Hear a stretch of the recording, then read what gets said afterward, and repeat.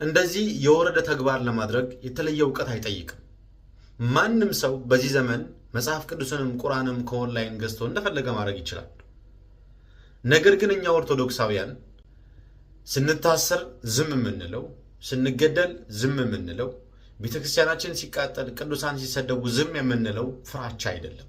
የመጀመሪያው መንግስታችን በሰማይ ስለሆነ ስለኛ አስተምሮታችንም ስለማይፈቅድልን፣ ሁለተኛ ደረጃ ደግሞ በተቋም ስለምንመራ በመንፈስ ቅዱስ ስለምንመራ የአባቶቻችንን ትእዛዝ ስለምንጠብቅ እንጂ ለሚሰነዘሩ ማንኛቸውም ጥቃት ለመመለስ እኛ ኦርቶዶክሳውያን የምናንስ አይደለንም።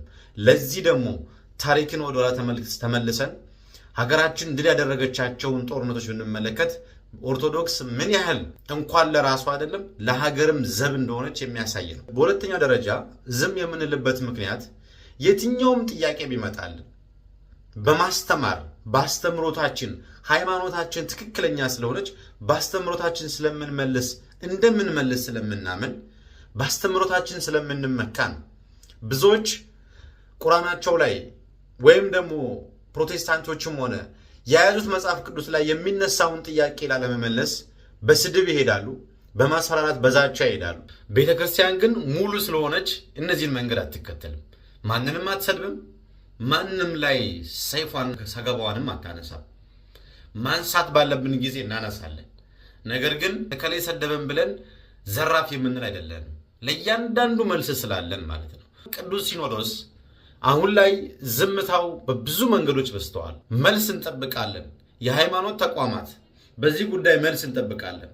የእፎይን ፎቶ ፕሮፋይል ስላደረጉ ብቻ፣ በአጋጣሚ የእፎይ ፎቶ ስልካቸው ላይ ስለተገኘ ብቻ በአጋሮ ከተማ በተለያዩ የኦሮሚያ ክልል ውስጥ ታስረው የሚገኙ ኦርቶዶክሳውያን በአስቸኳይ እንዲፈቱ እንፈልጋለን። ቤታችንን የማስጠበቅ ኃላፊነትና ግዴታ ስላለብን ቅዱስ ሲኖዶስ እስከዛሬ ያደረገውን ዝምታ በመስበር ወደፊት በመራመድ ቤተክርስቲያንና ልጆቿን እንዲያስከብር ጥሬን አስተላልፋለሁ። ይህ ግለሰብ የዚህ ልጅ ወንድም ነው። የሙባረክ ተሰማ ወንድም ነው።